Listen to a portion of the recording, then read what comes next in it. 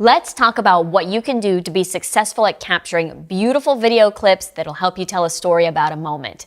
I cannot express enough how important it is to prepare before you shoot. Understanding a few key concepts about shooting and doing a few pre-planning tasks can save you a lot of frustration on the day of the event and later when you're reviewing what you've shot for the day. One great way to make sure you get every important moment on video is to make a checklist of what you want to capture. We call this a shot list. It guarantees that you have the big moments covered. It can be as simple or as elaborate as you want.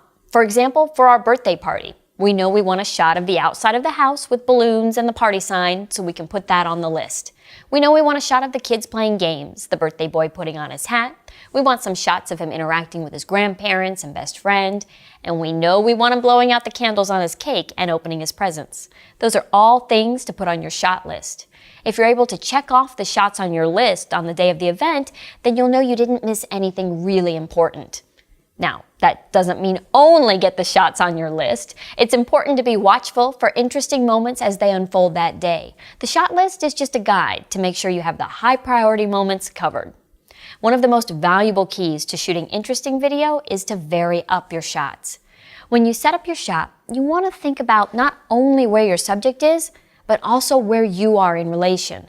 Perspective is a powerful tool in video to create mood or capture expression.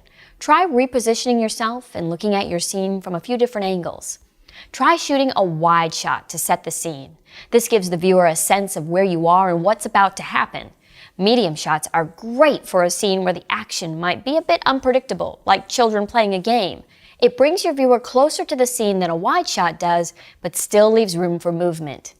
Now, when you fill the frame with your subject, that's called a close-up, and it's great for capturing emotional moments and making your audience feel really connected to what's happening. Not every shot you take has to be a long, continuous shot either. Instead, try shooting a moment with a series of shorter shots. Try shooting from a few different angles and capturing a mixture of wide, medium, and close-up shots. All of the different creative angles will give you the chance to weave a more visually interesting story with your video when you go to edit it. Another way to vary up your shots is to try using a few different lenses. The Rebel T5i camera is available in 2 different standard lens kits. One kit includes an 18 to 55 millimeter lens, and that's great for some medium and wide shots. The second kit includes an 18 to 135 millimeter lens, and this longer zoom range will give you some more room to be creative. Let me explain how it works. When you want to capture a wide shot of everyone in the room, stick to the lower numbers on the lens. Shoot somewhere in the 18 to 24 millimeter range. But if you want a closer shot of the birthday boy blowing out the candles, turn the zoom ring on the lens and you'll see it extend. Try working in the higher numbers. Shooting in the 80 to 135 millimeter range will make it look like your camera is closer to your subject than it actually is. And if you're capturing something from a distance, maybe a soccer game or kids playing tag in the backyard, try working with a longer telephoto lens. This 55 to 250 millimeter f4.5 to 5.6 lens is perfect for that.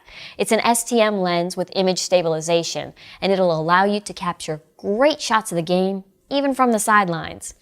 One thing to stay away from is that awkward, shaky in-camera zoom, especially if you're holding the camera in your hand.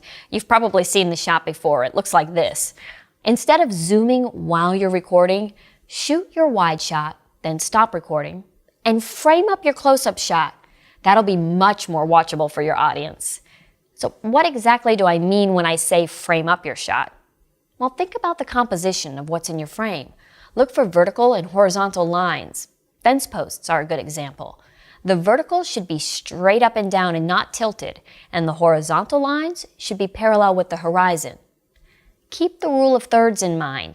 Think about laying an imaginary 9-square grid over your frame.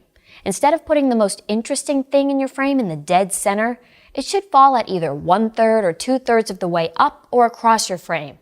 It'll make your video much more visually interesting. It's generally a good idea to leave a little bit of room above your subject's head. This is called headroom. And if your subject's moving in the frame, leave some space in the direction that they're moving towards. That's called lead room.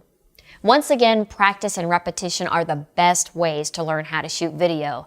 The more you do it, the more these guidelines will become second nature. They'll come very naturally. And in no time, your videos will start to look better than you ever could have imagined.